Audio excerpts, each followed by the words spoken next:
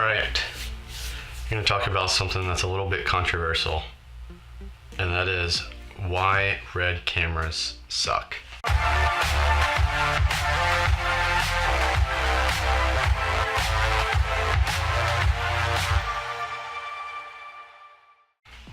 So in the past, I've used a bunch of different cameras, anything from the Canon T5, Canon 70D, the Canon T7i, the Canon 5D Mark II, 3, 4, 5, Sony a6300, 6500, a7R/S.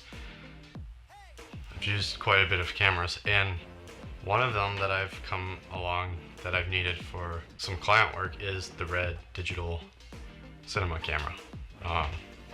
Specifically, we used the Red Epic, and it shot 5K, 5K raw video. You might be wondering, how does a camera that shoots 5K raw video suck? Plain and simple, the camera itself does not suck. It shoots amazing, beautiful images, but it's how and what you're shooting that makes it suck or not suck.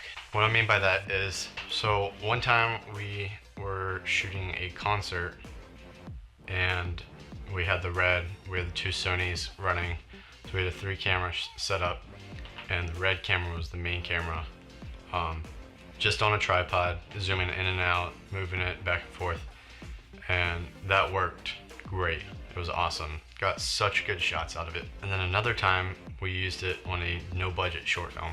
Budget was $0 except for food, the cost of food, gas expenses, whatnot. And the crew was very minimal. It was me, my wife, and I had a friend who was booming, swapping lenses for me, gripping, all of the above.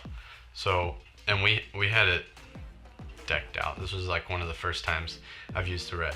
We had the matte box on, we had the monitor, we had 2 monitors, I think, big tripod, big lens, follow focus. It was loaded up.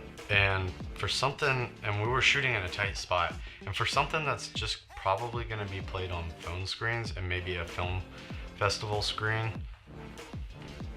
using this camera, the lens was the red cinema lens, whatever it was, and the lens alone weighed 20 pounds. Yeah, so lugging, like every time we had to move the shot, get a different angle and stuff, it took 2 people just to move this to make sure we didn't drop it. For something that was so small and could have been done on one of these Sony cameras with like a nice cinema lens or something, it just didn't seem like it was worth the hassle. Everything from all the boxes to load it there, unloading it, building the camera like an hour before set, then breaking it all down and packing it back up, and then the post-production work needed to process this big 5K file. It seems like a lot of work for something that's no budget. The Sony cameras are like this big. They're as big as my cell phone, just about, and they're on an SD card. You only need like 1 or 2 SD cards when you're shooting short film. On the short film that we're shooting with the Red, it was every half hour. We're emptying footage and putting in another card and then swapping it back and forth. It was just too much, and that's why I say Red cameras suck for something like that.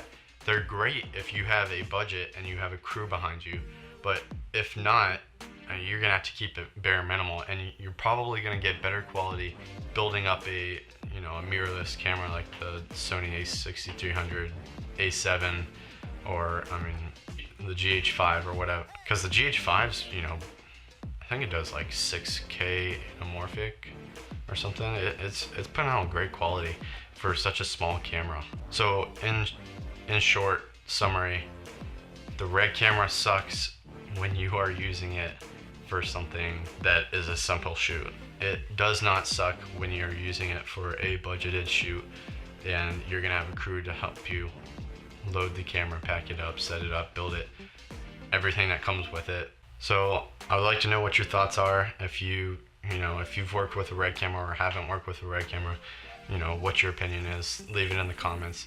If this video helped you or you enjoyed it, leave a like, subscribe, and make sure you turn on those post notifications. Thanks for watching.